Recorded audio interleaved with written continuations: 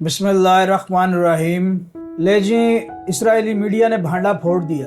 असल में हुआ कुछ यूँ है कि इसराइल में हुकूमती काबीना का इजलास चल रहा था, जिसमें आर्मी चीफ भी उनका मौजूद था। इजलास में उनके एक वजीर ख़जाना स्मोत्रिच जिसका नाम है, वो और उनके आर्मी चीफ के दरमियान तू तकरार हो गई। मामला बिगड़ गया, बात जो है वो आगे बढ़ गई। जो वजीर ख़जाना है वो असल में पड़ गया आर्मी चीफ को। उसने कहा कि तू क्या कर रहा है शुमाल में, हिजबुल्लाह हमको धो रही है, उसने हमारी बैंड बजा के रख दी हुई है। तुम लोग कब इस जंग के खौफ से बाहर निकलोगे और कब इंसानों की तरह ढंग से जंग करोगे। उसका जो आर्मी चीफ है उसने जो जवाब दिया है ना, वो सुन के तो आप दंग रह जाएंगे। इसराइल का आर्मी चीफ कहता है कि भाई मैं क्या करूं, मेरे पास फौज की कमी है, मेरे पास नफरी की कमी है, और अगर मजीद नफरी ना भर्ती की गई, मजीद फौजी ना शामिल किए गए फौज में, तो फौज हमारी जो है वो अंदरूनी तौर पर वैसे ही खत्म हो जाएगी। इस वक्त फौज का मोराल बहुत ज्यादा डाउन है। असल में मामला ये है कि हालिया दिनों में हिजबुल्लाह ने इसराइल पर वो तारीखी हमले किए हैं कि इसराइल की फौज का तवाज़ुन हिल के रह गया है। अभी हाल ही में जो हिजबुल्लाह ने इसराइली फौज के ऊपर हमला किया है, उसने तकरीबन पूरे का पूरा उनका कॉन्वॉय उड़ा के रख दिया। तो ऐसे शदीद हमलों के बाद इसराइली फौज के अंदर डर पाया जाता है, वो सहमे हुए हैं और वो जंग से घबरा रहे हैं और जवाब बता रहे हैं कि हमें मजीद फौज की जरूरत है, हमें मजीद नफरी की जरूरत है, हमें इस चीज की जरूरत है, हमें उस चीज की जरूरत है। कि वो असल में ये जस्टिफाई कर रहे हैं कि अगर हम शिकस्त खा रहे हैं तो इसमें हमारा कोई कसूर नहीं है, असल में हमारे पास फौज की कमी है। आप खुद सोचें जरा, जिस फौज के आर्मी चीफ का ये मोराल हो, उसकी फौज का मोराल क्या होगा और वो कैसे जंग पे आमादा होगी और कैसे वो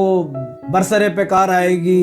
बहुत मुश्किल काम हो गया है असल में इसराइल के लिए इस जंग को लीड करना, क्योंकि एक महीने के बराबर हो चुकी है ये जंग और इसमें ईरान ने और हिजबुल्लाह ने वो तारीखी हमले किए हैं इसराइल के ऊपर कि आधे इसराइल को अब तक खंडर बना के रख दिया है। और जिस शिद्दत के साथ ये हमले हुए हैं, इससे आप कह सकते हैं कि जहां पे इसराइल का माली नुकसान बहुत ज्यादा हुआ है, यानी अभी तक आप काउंट करने के काबिल ही नहीं कि उसका कितना नुकसान हुआ है। बिल्डिंग्स उड़ा के रख दी हैं ईरान ने। तो वहां पे आप खुद सोचें कि वहां इसराइल की फौज का और वहां इंसानी जानों का कितना नुकसान हुआ होगा। असल में उनके मीडिया पे पाबंदी है, वहां कोई बंदा आजादाना रिपोर्टिंग नहीं कर सकता, जिसकी वजह से अभी तक मुसल्लमा हकायक जो हैं वो सामने नहीं आए। बस अंदाजे ही हैं जो लोग अभी तक लगा रहे हैं कि इतना नुकसान हो चुका है, उतना नुकसान हो चुका है, लेकिन हकीकत ये है कि आप अगर उसकी जो फुटेज अभी तक सामने आई हैं इसराइल की तबाही की, उनसे अंदाजा कर सकते हैं कि जहां इसराइल की फौज का माली नुकसान बहुत ज्यादा हुआ है, वहां पे जानी नुकसान भी काफी हुआ होगा। यही वजह है कि आज उनका जो आर्मी चीफ है वो फट पड़ा है। वो कह रहा है कि हमें मजीद फौज दो, इस छोटी सी फौज के साथ हम तो हिजबुल्लाह का मुकाबला नहीं कर पाते। दूसरी तरफ यमन ने भी बाकायदा तौर पर इस जंग में शमूलियत अख्तियार कर ली है और उसने कल रात को इसराइल के ऊपर शदीद बमबारी की है। अब आप ये बताएं कि वो इसराइल जिससे लुबनान नहीं संभाला जा रहा, अब वो यमन को कैसे संभालेगा। अब यमन की जो फौज है उसका जो तर्जमान है यहिया सरी, उसने कहा है, उसने दो टोक अल्फाज में कह दिया है कि अगर अमेरिका और इसराइल बाज ना आए और इस जंग को मजीद एस्केलेट करने से ना इन्होंने खुद को रोका, तो हम वो हमले करेंगे कि ये सारी जिंदगी जंग का नाम भी नहीं लेंगे। यहिया सरी ने सिर्फ यही नहीं कहा कि ईरान के खिलाफ अगर आपने जंग ना बंद की तो हम आपको नहीं छोड़ेंगे। उसने कहा कि ईरान के अलावा आपने अगर लुबनान और इराक और यमन को अगर इस जंग में उतारा या उनके खिलाफ कोई मज़ाहमत अख्तियार की, तो फिर हम आप लोगों का वो हाल करेंगे, इसराइल को इस दुनिया से मिटा के रख देंगे। यहाँ पर एक बात आप जहन में रखें कि ये जो यमन के हौसी है ना, ये बहुत जुनूनी लोग हैं। ईरान का सिर्फ इनको एक इशारा करना ही काफी है और ये बस कूद पड़ते हैं जहां भी ईरान कहे। तो ऐसी सूरत में अमेरिका अगर इस जंग को मजीद एस्केलेट ना करे तो ही उसके लिए बेहतर है। अदरवाइज अगर ये जंग को मजीद एस्केलेट करते हैं तो ये मामला जो है वो बहुत खराब हो जाएगा। आपने देख लिया ना कि ट्रंप ने फिर धोखा दे दिया। पिछले हफ्ते 10 दिन से वो ये कह रहा था कि मुज़ाकरात चल रहे हैं और आगे मुज़ाकरात की बात कर रहा था वो, लेकिन इस दौरान ही उसने कल रात को दोबारा हमला कर दिया। यानी इस बंदे के ऊपर आप बिल्कुल भी एतमाद नहीं कर सकते।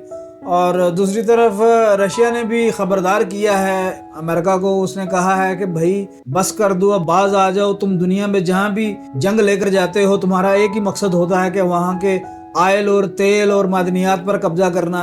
अगर तुम्हारी यही रविश रही तो फिर दुनिया का जो सुकून है वो बर्बाद होकर रह जाएगा। आखिर कौन कब तक तुम्हारे आगे चुप रहेगा?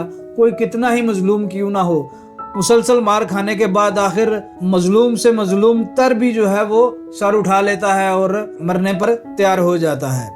आप खुद सोचें ज़रा, अमेरिका की ये हिस्ट्री रही है, चाहे वो लीबिया हो, इराक हो और अभी हाल ही में वेनेजुएला, वहाँ के तो बेचारे सदर को भी ये उठा के ले आए हैं। तो ये लोग जहाँ भी जाते हैं वहाँ इनकी ये कोशिश होती है कि वहाँ के वसाइल पे कब्जा करें, वहाँ की जो मादनियात हैं वहाँ उसके ऊपर कब्जा करें, और इसके अलावा इनका कोई मकसद नहीं होता दुनिया में जाकर जंग छेड़ने का। लेकिन अभी तक इनकी खुशकिस्मती रही है कि आगे से इनको कोई उस तरह की मुज़ाहमत देखने को नहीं मिली जिस तरह की अब ये ईरान के खिलाफ जंग में मुज़ाहमत देख रहे हैं। और मेरे ख्याल में अब इनको ऐसा ईरान सबक सिखा रहा है कि आइंदा अगर जिस वक्त ये जंग बंद हो जाएगी तो उसके बाद अमेरिका यकीनन ये सबक सीख जाएगा कि आइंदा किसी मुल्क में जाकर उसके वसाइल के ऊपर कब्जा करने की कोशिश नहीं करनी और ना उसके खिलाफ कोई जंग का महाज तैयार करना है। लेकिन यहाँ जो असल मसला खड़ा हो गया है वो इसराइल के लिए है, क्योंकि वो पहले तो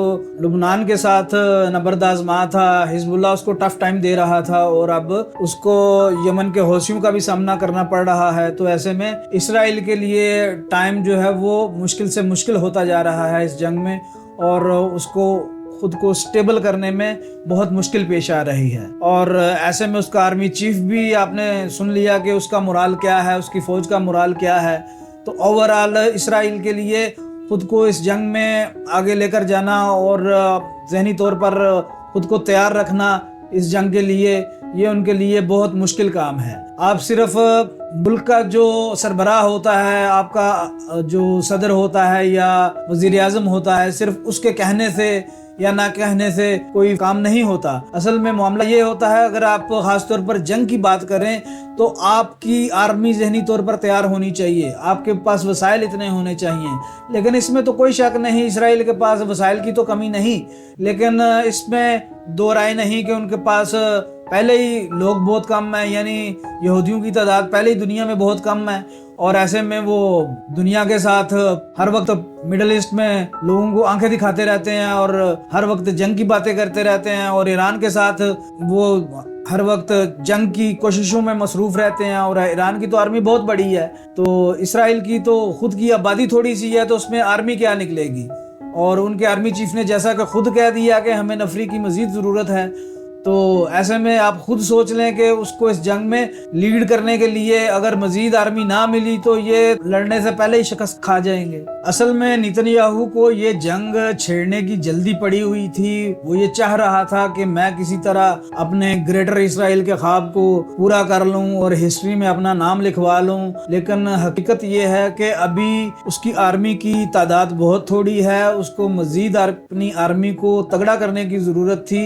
और एक मखसूस वक्त के बाद उसको अगर चाहिए था कि वो इस जंग में आता ताकि उसकी आर्मी जो है वो ज़हनी तौर पर तैयार भी होती और उनको इस बात का यकीन होता कि हम तादाद में इतने हैं कि हम दुश्मन से लड़ लेंगे। लेकिन नेतन्याहू ने जल्दी कर दी, जिसका अजाला अब शायद मुमकिन ना हो। यहाँ ये भी बात बहुत अहमियत की हामिल है कि असल में वो अमेरिकन टेक्नोलॉजी पर और अमेरिकन एड के ऊपर इन्हिसार कर रहा था, जिसकी वजह से वो बहुत बोल्ड होकर इस जंग में उतरा और उसका जो ओवर कॉन्फिडेंस है असल में उसको ले डूबा।